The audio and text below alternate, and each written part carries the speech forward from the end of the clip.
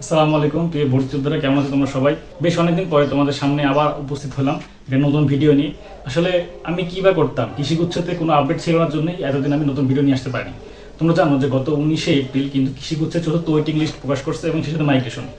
এর ফলে তোমাদের নতুন একটা কিছু জানানোর সুযোগ পেয়েছি, এই জন্যই আসলে আজকের এই ভিডিওর মেইন টপিকটা থাকবে চতুর্থ ওয়েটিং লিস্ট থেকে নতুন করে কতজন স্টুডেন্ট চান্স পেলো, যারা চান্স পেলো তাদের আসলে পরবর্তী কী করণীয়, এবং এই পর্যন্ত ওয়েটিং থেকে টোটাল কতজন স্টুডেন্ট চান্স পাইছে, আগামীতে ওয়েটিং দিবে কিনা নাকি সরাসরি স্ট্যান্ডিং ভর্তি, এই সকল বিষয়ে একটু বিস্তারিত কথাবার্তা বলবো। তোমরা যারা এতদিন আসলে অপেক্ষা ছিল তাদের জন্য অপেক্ষার অবসান এবার ঘটতে যাচ্ছে। তো প্রথমে আগে দেখে নেই যে গত 19শে এপ্রিল যে নতুন ওয়েটিং লিস্ট দিয়েছে সেটাতে নতুন করে আসলে কতজন স্টুডেন্ট চান্স পাইছে। কৃষিগুচ্ছের ওয়েবসাইট থেকে দেখা যায় খুলনা কৃষি বিশ্ববিদ্যালয়ে নতুন করে চান্স পাইছে 19 জন, হবিগঞ্জ কৃষি বিশ্ববিদ্যালয়ে নতুন করে চান্স পাইছে তোমার 42 জন, এবং কুড়িগ্রাম কৃষি বিশ্ববিদ্যালয়ে নতুন করে সাবজেক্ট পাইছে হচ্ছে 54 জন। এই মোট মিলে 115 জন হচ্ছে চতুর্থ ওয়েটিং লিস্ট থেকে নতুন করে ভর্তি হওয়ার সুযোগ পাইছে। এই 115 জন যে নতুন করে সুযোগ পাইছে তাদের আগামীতে মেইন কাজ হচ্ছে এই 20 এপ্রিল থেকে 24 এপ্রিলের ভিতরে তোমার যদি সেই সাবজেক্টটা ভালো লাগে, বিশ্ববিদ্যালয়টা ভালো লাগে, তুমি হচ্ছে অনলাইনে 10,000 টাকা পেমেন্ট করবা। 115 জনের ভিতরে কেউ আসো 10,000 টাকা পেমেন্ট না করো, তাহলে কিন্তু পরবর্তীতে ভর্তির আর সুযোগ থাকবে না। তোমাদের আপাতত কাজ এটাই। এরপরে যে কাজটা সেটা তো সবার জন্য। তুমি কৃষিগুচ্ছতে যারা 10,000 টাকা পেমেন্ট করছো, এটা সবার জন্য কাজ। তোমার সর্বশেষ মাইগ্রেশনের ফলে যে বিশ্ববিদ্যালয়টা আসছে সেই বিশ্ববিদ্যালয়ে গিয়ে তোমার আগামী 26 থেকে 29 এপ্রিল চূড়ান্ত ভর্তি হতে হবে।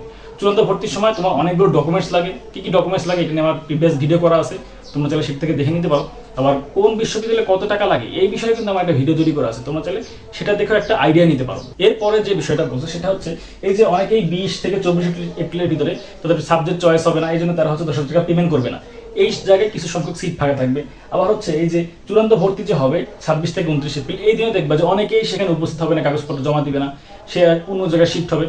ফলে কি একটা সংখ্যক নির্দিষ্ট একটা সংখ্যক সিট কিন্তু ফাঁকা থাকবে। নির্দিষ্ট সংখ্যক সিট ফাঁকা থাকলে তখন তোমার কি করবে, সেই সিটটা ফিল আপ করার জন্য অ্যাজ পার নোটিশ এখন পর্যন্ত যেটা বলা আছে সেটা হচ্ছে আগামী 11ই মেতে বাংলাদেশ কৃষি বিশ্ববিদ্যালয়ে স্ট্যান্ডিং ভর্তি হবে। স্ট্যান্ডিং ভর্তি কি এই বিষয়ে কিন্তু, বা স্ট্যান্ডিং ভর্তি আসলে কিভাবে হয় এই বিষয়ে সকল কিছু কিন্তু আমি আমার প্রিভিয়াস যে ভিডিও অর্থাৎ থার্ড ওয়েটিং লিস্টের যে ভিডিও সেটাতে কিন্তু বিস্তারিত বলে দিয়েছি। তোমরা চাইলে সেই ভিডিও ওপেন করে শেষের দিকে অংশটুকু দেখলেই এই বিষয়টা সম্পর্কে একটু ক্লিয়ার হয়ে যাবে। এবার আসলে আমরা দেখবো যে এই পর্যন্ত কৃষিগুচ্ছে ওয়েটিং লিস্ট থেকে টোটাল আসলে কতজন স্টুডেন্ট সাবজেক্ট পাইছে। এখানে আমি বেশ কিছু স্ট্যাটিস্টিক্স লিখে রাখছি, তোমাদের সেটাই একটু ধাপে ধাপে বুঝাই দিই। টোটাল কৃষিগুচ্ছে মেরিটের আসন ছিল হচ্ছে 3701টা, যার ভিতর জেনারেল স্টুডেন্টের মেরিট ছিল 3518টা। ফার্স্ট ওয়েটিং লিস্টে তোমার স্টুডেন্ট ছিল হচ্ছে 1104 জন, সেকেন্ড ওয়েটিং লিস্টে স্টুডেন্ট আসছে হচ্ছে 412 জন, থার্ড ওয়েটিং লিস্টে স্টুডেন্ট ছিল হচ্ছে 199 জন।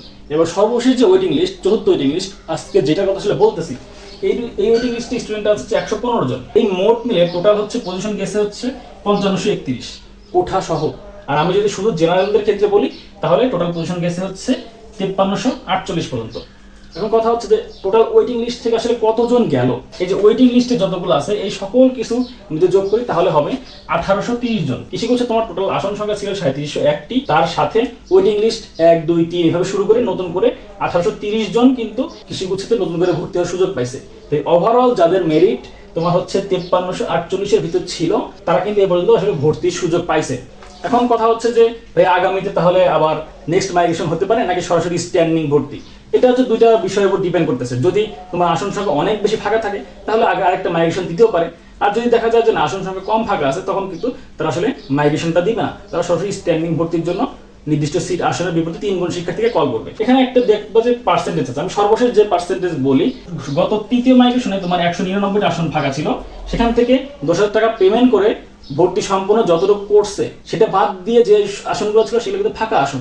সেই ফাঁকা আসনে কিন্তু চতুর্থ ওয়েটিং লিস্টে নতুন করে স্টুডেন্টের রোল দিছে, সেই আসনটাই হচ্ছে 115। অর্থাৎ এখানে বুঝলাম যে 199টি আসনের 57% আসনই ফাঁকা ছিল, যার ফলশ্রুতিতে নতুন করে ওয়েটিং লিস্টে 115 জন স্টুডেন্ট দিছে। আমি যদি সেই সেম ধারাবাহিকতায় যাই পঞ্চমে, তাহলে হচ্ছে যে যদি 57% ফাঁকা থাকে তাহলে কতটা আসন ফাঁকা থাকতেছে, সেই আসনটা হচ্ছে তোমার 65%।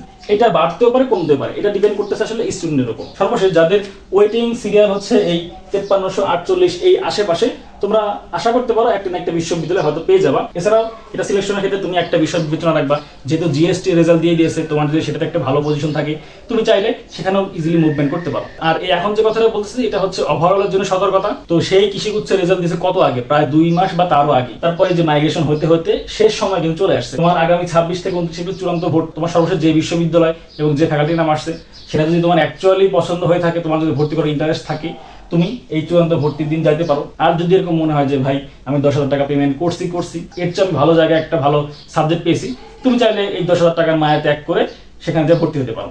আর সবাইকে একটা জিনিস হচ্ছে আমি নিরুৎসাহিত করতেছি, সেটা হচ্ছে যে চূড়ান্ত ভর্তি হওয়ার পরে এই যে সার্টিফিকেট নিয়ে মানে ভর্তি ক্যান্সেল করাটা, এটা হচ্ছে আমি নিরুৎসাহিত করতেছি। তোমার যদি এই সাবজেক্টে ভালো না লাগে, তোমার হয়তো এই 10,000 টাকাটা নষ্ট হয়ে যাবে, তুমি তোমার পছন্দ সাবজেক্টে পড়তে পারলা। তুমি যদি চূড়ান্ত ভর্তি হওয়ার পরে যদি আবার ভর্তি বাতিল করো, তখন কিন্তু সেই আসনটা আগামী 4 বছরের জন্য ফাঁকাই থাকে। এরকম কিন্তু প্রত্যেক বিশ্ববিদ্যালয়ে অনেকগুলো আসন পাওয়া যায়। আমার কথা, তুমি যদি সেই শিফটই হও, তাহলে এই জায়গায় ভর্তি হয়ে অন্য একটা ওয়েটিং স্টুডেন্টে তোমার হচ্ছে যে আসন দখল করে রাখার কোনো যুক্তিযুক্ত কারণ নাই। তোমার যদি এই আসনটা ভালো না লাগে, তুমি চূড়ান্ত ভর্তির দিন যেও না। এই আসনটা ফাঁকা থাকলে এই আসনের বিপরীতে কিন্তু আবার মাইগ্রেশন দিতে পারে অথবা স্ট্যান্ডিং ভর্তি দিতে পারে।